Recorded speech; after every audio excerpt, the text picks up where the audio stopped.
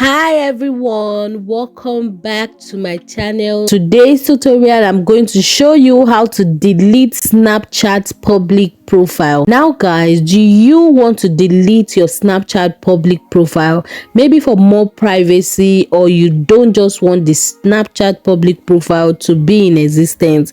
Now it's so easy to delete it and you just want to stick to the end of this video. Now the first thing, you want to be on your Snapchat. Now you're going to be clicking on your profile icon, and then guys, when you get over here, you want to tap on my public profile, and when you get over here, you want to click on the gear icon at the top right hand corner of your screen, which is also the setting icon, and then you're going to scroll over to where you see clear public profile. It's at the bottom of your screen. Now guys, once you tap on clear public profile, you want to tap on clear.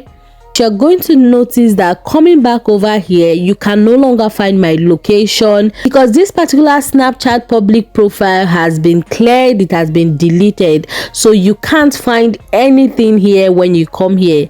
Now this is how you delete a Snapchat public profile. Now I really hope you learned something from this video.